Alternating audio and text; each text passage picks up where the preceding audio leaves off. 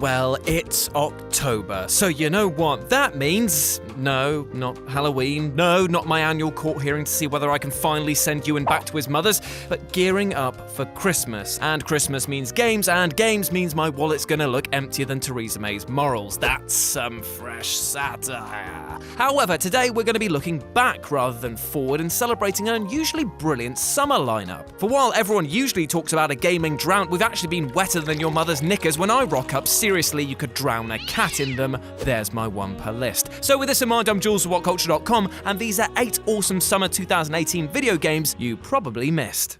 Number 8, Laser League. Now, to be fair, Laser League did itself absolutely no favours by picking a generic name that's immediately going to earn it comparisons to Rocket League. However, aside from being bloody brilliant, it's about as far away from car-based football as you can get. This is a team-based tech sports game in which the player attempts to switch on laser nodes which will obliterate the opposing team, kill the entire team, and you win the round. Simple. Except Laser League isn't really simple at all. It's easy enough to get into, but with nifty power-ups and a deceptive amount of strategy involved in winning a game, it's enormously rewarding to keep playing and realise just how complex it really is. Unfortunately though, it's a bit anemic online, and it's a real shame because this is an absolute laser-branded ledge. Number 7, Guacamelee II. Much like its predecessor, Guacamelee II is a visually stunning, hilarious, charming, and ludicrously difficult action platformer, which should be enough to carry this game through to good sales, right? Well, for some reason, the game hasn't really garnered any steam, and it doesn't even have a Wikipedia page for some reason,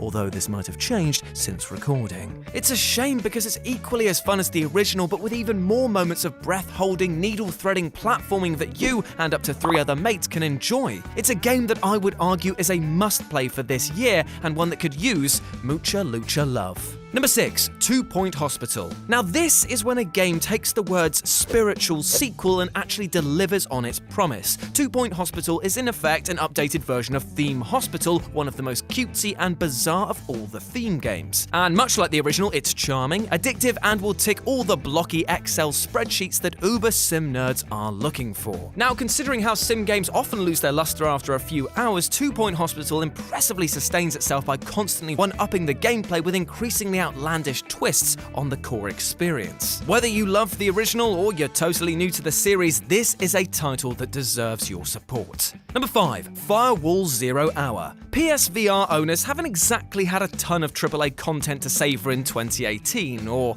well, at all really, but that's where Firewall Zero Hour steps in to change things. For the most part, Firewall lives up to the "It's Rainbow Six in VR" hype, delivering an immersive, visually appealing 4v4 multiplayer experience made even better by the fact that you can chat and shout at your team. If there's any black mark against the game, it's the problem that almost all multiplayer VR games have: its limited lifespan. Annoyingly, because it's also an exclusive for the PS4, it means that you can't even play with other VR devices, so my advice is that while I fully recommend it, you need to get on this soon. Number 4, Runner 3. While perhaps it doesn't feel quite as fresh and innovative as its predecessor, Runner 3 is nevertheless one of the year's most brilliantly, infuriatingly difficult games, and a rhythm platformer par excellence. First things first, this is not a nice, relaxing game to chill out with, despite the seemingly friendly, appealing art style. This is a tough, demanding title that punishes lapses from the player but rewards split-second timing and pin-sharp reactions. Packed to the gills with content and insanely compulsive, Runner 3 is sure to be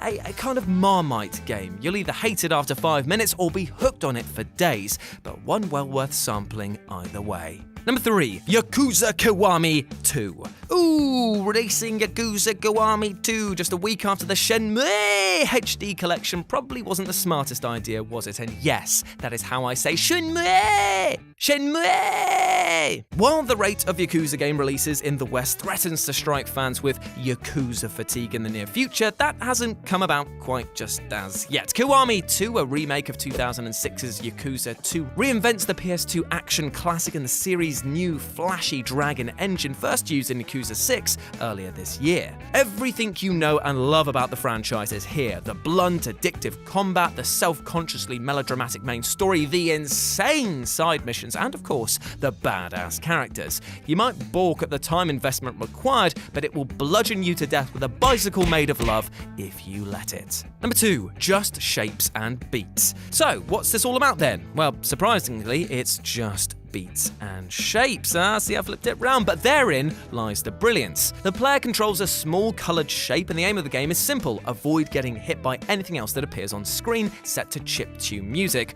of course. The music and visuals won't be for everyone, especially in our current marketplace, saturated as it is with retro homages, but the central gameplay loop is slap your arms and sell your speakers for smack quality good. Plus, if you're worried about the game being too difficult, it comes with a permissive casual mode for the bloody wusses out there.